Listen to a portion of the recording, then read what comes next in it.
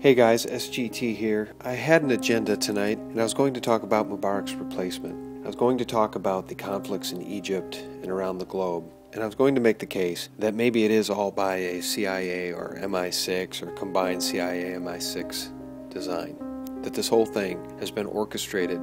But I wanted to also say that the passion we're seeing in Egypt is absolutely real. I think that 50% of the population that lives on $2 a day finally had enough, finally had reached their breaking point, and I believe that it's real. These people truly do want change. The problem is, I don't think they're probably going to get real change. And I was going to talk about Webster Tarpley's articles at tarpley.net. I was going to talk about a specific article at globalresearch.ca. However, what I really want to get to is the fact that regardless of what happens in Egypt, regardless of how this shakes out, it's important to note that the discontent we're seeing around the globe is 100% by design. And sadly, I think the argument can be made that it is all our fault. The reason?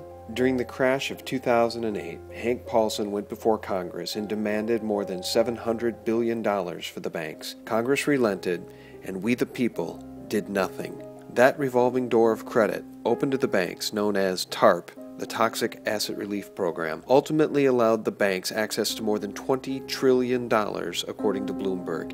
Now, those trillions in fiat dollars are being unleashed, and they are chasing commodities higher by the day. Year to date, cotton is up 23%, and it now sits at a 150-year high. The world's most popular food, rice, rose nearly 7% just on Tuesday alone, which followed a limit-up rise the day before. According to Chris Martenson, by the time the Fed becomes institutionally aware that inflation is raging across the globe, it will be too late. And according to Mark Faber, Bernanke is a liar, and inflation in the United States is currently already between 5 to 8% per annum. And I agree with Faber.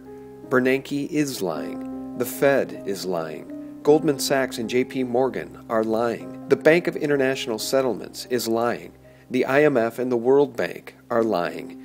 And what else would we expect from these thuggish, lying liars? It is absolutely 100% evident now that the destruction of societies around the globe, first politically and then economically, is absolutely by design. In fact, Rothschild agent Henry Kissinger, when referring to the situation in Egypt, said, "Mubarak's removal is the first scene of the first act." So you must see. It will all get much, much worse. Mark Faber says Pakistan is likely to fall next. This is indeed just the first scene of the first act.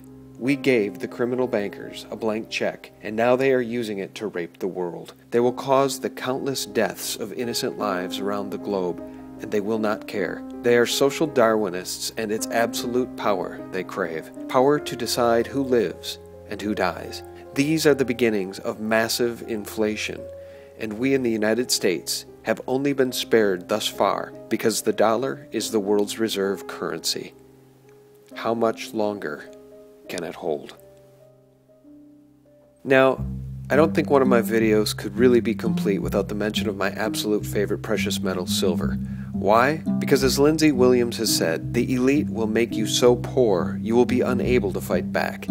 Lindsay Williams also says the only thing you can rely on is the money the elite use, and that's physical silver and gold. But I want to show you something very, very interesting. Now, you've heard in my last video that the United States Mint sold a nearly equal dollar amount in silver in January as it did gold.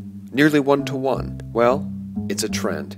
In fact, it's a rout in silver's favor. What you are looking at right now is the JH Mint Sales Data Summary released by Jason Hommel.